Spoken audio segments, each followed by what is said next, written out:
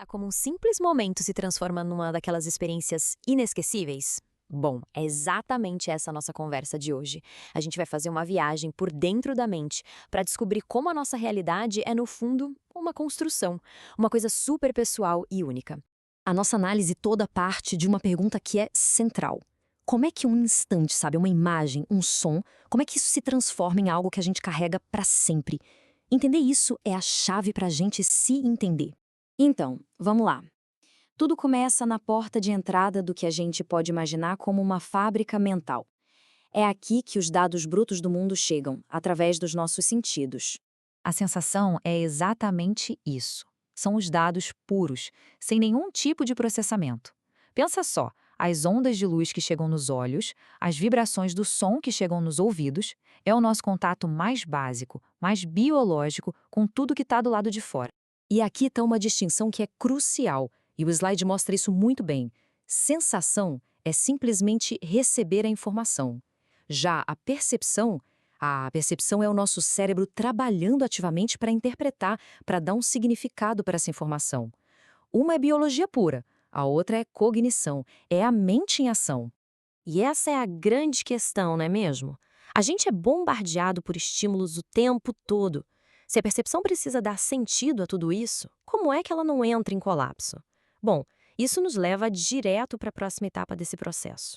É aqui que entra o mecanismo de filtragem dessa nossa fábrica mental, a atenção.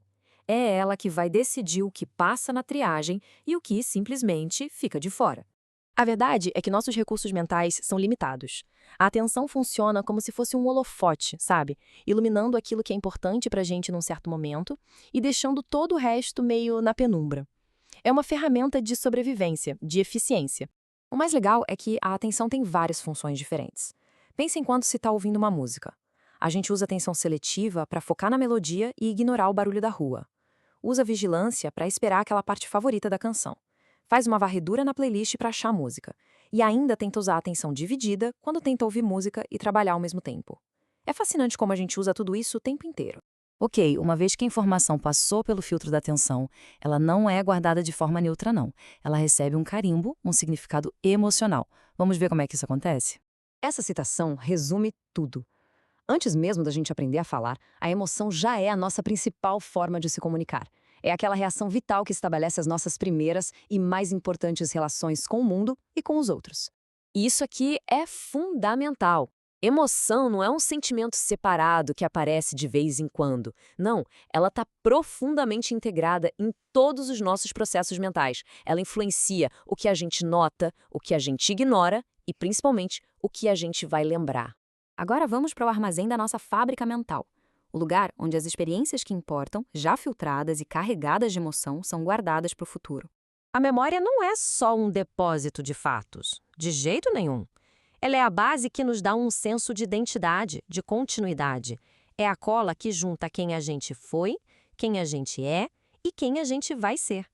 Sem ela, cada momento seria uma experiência totalmente isolada. E claro, todo esse processo tem uma base física no cérebro. Esse diagrama mostra que estruturas como o hipocampo e a amígdala são cruciais. A memória não está num lugarzinho só, ela é uma rede complexa de regiões do cérebro trabalhando em conjunto para codificar e depois recuperar nossas experiências. Mas a jornada não termina quando a gente armazena informação. A experiência precisa ser usada, certo? Então, o que nos impulsiona a transformar uma memória ou um sentimento numa ação de verdade? Bem-vindos ao departamento de expedição da nossa fábrica mental. É aqui que a motivação entra em cena.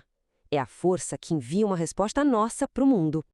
É nesse ponto que a nossa jornada fica um pouco mais sinuosa. Ao contrário dos outros conceitos que a gente viu, a motivação é um termo bem difícil de definir. Na verdade, a própria psicologia descreve como uma miscelânea conceitual, ou seja, uma confusão de ideias. Vamos dar uma olhada em como essa definição foi mudando. Em 1959, o foco era na necessidade, no desejo e na intenção de alcançar um objetivo. É uma visão que conecta o impulso interno com o alvo lá fora. Aí, só 4 anos depois, a definição foi super simplificada. Passou a ser o energizador do comportamento. Simples assim. Aqui, a motivação é vista quase como uma força pura, um combustível para a ação. E bem mais recentemente, a gente tem uma visão mais mecânica, focada nos gatilhos da ação, na direção que ela toma, na sua intensidade e na persistência. Isso só mostra como entender esse impulso para agir é uma coisa complexa e com muitas facetas. Bom, passamos por todas as etapas da nossa linha de produção mental. Chegou a hora de juntar todas as peças e enxergar a imagem completa de como uma experiência é construída do começo ao fim. Então a jornada é essa. A sensação capta os dados, a percepção interpreta, a atenção seleciona o que importa, a emoção dá cor, a memória guarda a história e, por fim, a motivação nos empurra para escrever o próximo capítulo. É uma sequência que não para, tudo integrado. E essa é a grande lição de toda essa análise. A experiência não é uma fotografia do mundo, mas sim uma pintura. Uma construção ativa que a nossa mente faz, misturando a informação que vem de fora com todos os nossos processos internos. E isso tudo nos deixa com uma última reflexão, que é bem poderosa. Se somos os arquitetos da nossa própria realidade, até que ponto a gente tem controle sobre os materiais e sobre o projeto final?